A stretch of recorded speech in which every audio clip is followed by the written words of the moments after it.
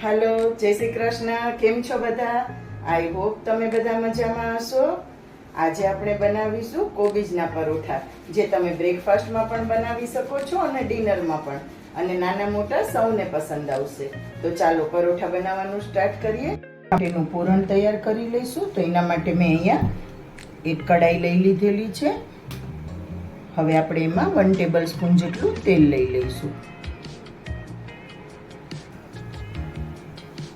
1 table spoon મેં અહીંયા તેલ લઈ લીધેલું છે. હવે તેલ ગરમ થાય પછી આપણે એમાં શાકભાજી નાખીશું.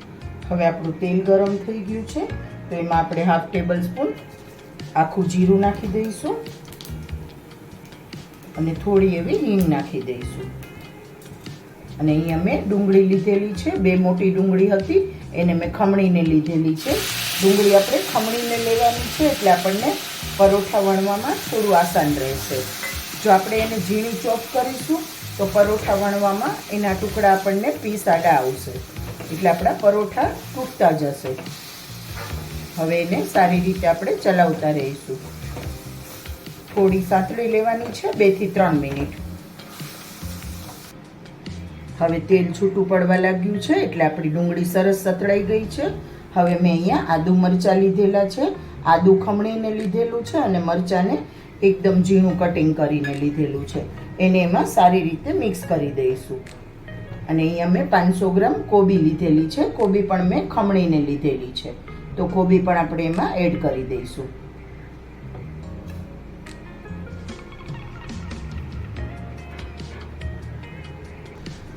હવે આપણે એમાં મસાલા કરી લઈશું. 1 ટેબલ સ્પૂન ધાણા જીરું પાવડર, 1/2 ટેબલ સ્પૂન હળદર પાવડર અને 1 ટેબલ સ્પૂન કાશ્મીરી લાલ મરચું નાખીશું. મરચું આપણે ઓછું નાખવાનું છે, કેમ કે આપણે લીલા મસાલા, લીલા ધાણા કોથમીર અને એ ઉપરથી નાખીશું, અને આપણે આદુ મરચાંની પેસ્ટ નાખેલી છે. અને ગરમ મસાલો નાખી રહી છું થોડો.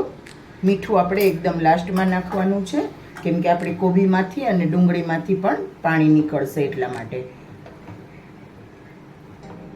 ગેસની ફ્લેમને આપણે મીડિયમ રાખવાની છે અને 3 થી 4 મિનિટ આપણે કોબીને સતત ચલાવતા રહેવાનું છે, એટલે આપણી કોબી અને ડુંગળી બધું જ સોફ્ટ થઈ જશે.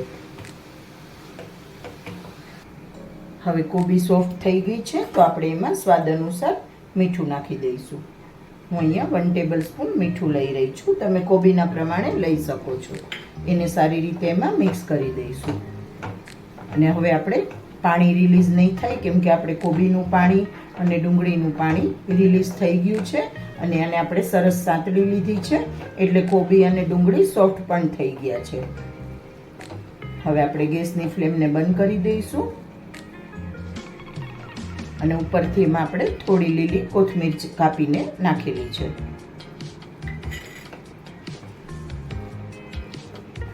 હવે આપણે કોબીજને થોડી ઠંડી થવા દઈશું.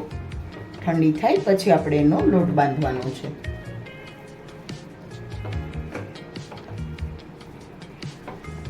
દસ મિનિટ માટે આપણે એને થોડી રૂમ ટેમ્પરેચર પણ ઠંડુ થવા દઈશું. હવે આપણે પરોઠા માટેનો લોટ બાંધી લઈશું. તો હું અહીંયા આપણે જે રોટલી કરીએ એ ઝીણો લોટ જ મેં લીધેલો છે. હું અહીંયા 3 કપ જેટલો લોટ લઈ રહી છું. આપણે ભાખરીવાળો જાડો લોટ નથી લેવાનો, રોટલીનો લોટ જ લેવાનો છે. તો મેં અહીંયા 3 કપ લોટ લીધો. હવે આપણે એમાં થોડો લોટના પ્રમાણે મીઠું નાખી દેવા. હવે આપણે લોટના પ્રમાણમાં અહીંયા મીઠું નાખી દઈશું. વધારે મીઠું નથી નાખવાનું, કેમ કે આપણે કોબીજમાં પણ મીઠું નાખીએ. હવે આપણે તેલમાં મણ આપવાનું છે. મણ આપણે 2 ટેબલ સ્પૂન જેટલું નાખીશું. હું અહીંયા 2 ટેબલ સ્પૂન જેટલું મણ નાખી રહી છું. હવે આપણે મણને લોટમાં સારી રીતે મિક્સ કરી દઈશું. હવે મણને આપણે સારી રીતે મિક્સ કરી દીધું છે લોટમાં. તો હવે જે આપણે કોબીજ રાખેલી હતી એમાં મિક્સ કરી દઈશું. કોબીજ પણ આપણી ઠંડી થઈ ગઈ છે, હલકી એવી ગરમ છે, તો આપણે પહેલાં એને હાથેથી મિક્સ નહીં કરીએ. એકદમ ગરમ નથી, થોડી ઠંડી થઈ ગઈ છે. હવે આપણે કોબીજને હાથેથી અંદર સારી રીતે મિક્સ કરી લઈશું. પાણી નાખવાની જરૂર લાગે તો જ આપણે નાખવાનું છે, કેમ કે કોબીજમાં જે પાણી હશે એનાથી જ આપણો લોટ સારી રીતે બંધાઈ જશે.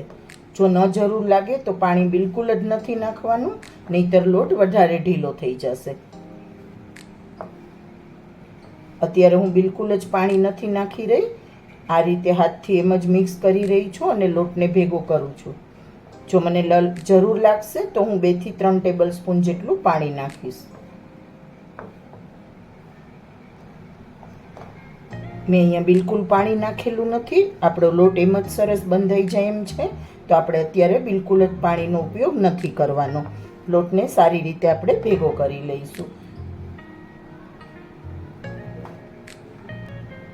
તમે જોઈ શકો છો મેં બિલકુલ જ પાણીનો યુઝ નથી કરેલો.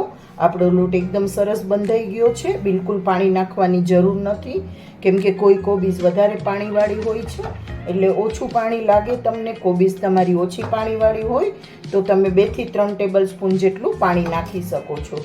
બાકી વધારે પાણી થઈ જશે તો લોટ ઢીલો થઈ જશે. હવે આપણે એમાં 1 ટેબલ સ્પૂનથી જેટલું તેલ નાખી અને સારી રીતે લોટને મસળી લઈશું. આપણે લોટને રેસ્ટ બિલકુલ જ નથી આપવાનો. મસળીને તરત જ આપણે પરોઠા બનાવવાના સ્ટાર્ટ કરી દેવાના છે, નહીંતર લોટ ઢીલો થઈ જશે જો આપણે એને રેસ્ટ આપીશું તો. હવે આપણો લોટ રેડી થઈ ગયો છે, તો ચાલો આપણે પરોઠા બનાવવાના સ્ટાર્ટ કરીએ. આ કોબીજના પરોઠા ખાવામાં ખૂબ જ સરસ લાગે છે. તમે બાળકોને લંચ બોક્સમાં પણ આપી શકો છો, બ્રેકફાસ્ટમાં બનાવી શકો છો ઘરે, કે ડિનર માટે પણ બનાવી શકો છો. તો ચાલો હવે આપણે પરોઠા બનાવવાના સ્ટાર્ટ કરીએ. હવે આપણે લોટમાંથી એક મોટો લુઓ લઈ લઈશું. આપણે પરોઠા બનાવવો હોય એ પ્રમાણે તમે નાનો મોટો લુઓ લઈ શકો છો. હવે એને આપણે લુઓ બનાવી અને પરોઠા વણી લઈશું. હવે આપણે ઓટામણ માટે થોડો લોટમાં લુવાને સારી રીતે મિક્સ કરી દઈશું. હવે આપણે એકદમ હળવા હાથે પરોઠું વણવાનું છે, કેમ કે કોબીજના પરોઠા છે. જો વધારે વજન દઈને વણશું તો પરોઠા તૂટી જશે. એટલા માટે એકદમ હળવા હાથે વણવાનું છે આપણે. જરૂર લાગે તો વચ્ચે લોટ છાંટતું જવાનું છે. હું અહીંયા થોડો લોટ છાંટી રહી છું.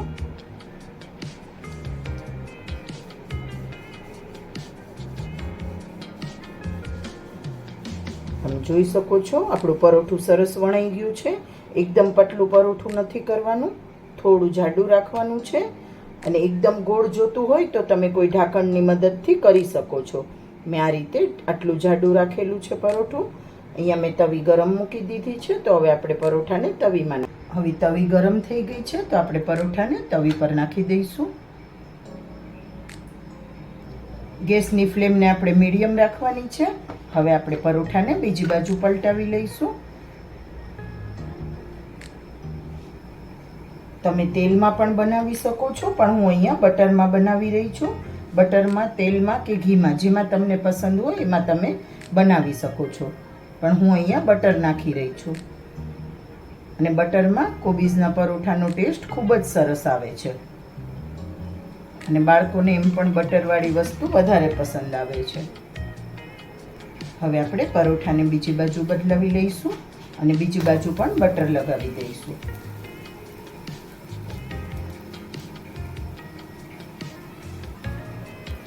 જોઈ શકો છો આપણા પરોઠા એકદમ આસાનીથી બીજી બાજુ તમે પલટાવી શકો છો. એટલે આપણે પાણીનો ઉપયોગ ઓછો હશે તો પરોઠાનો લોટ વધારે ઢીલો નહીં થાય.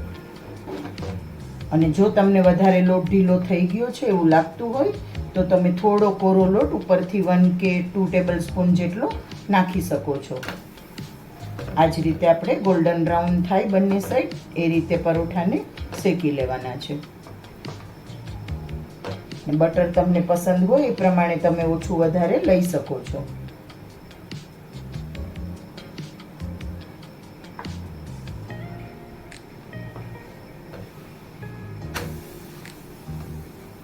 તો આપણું પરોઠું સરસ શેકાઈ ગયું છે. તો હવે આપણે પરોઠાની પ્લેટમાં કાઢી લઈશું અને આ જ રીતે બધા પરોઠા રેડી કરી લઈશું. તો આપણે એને ગરમા ગરમ ચા સાથે પીરસી દઈશું.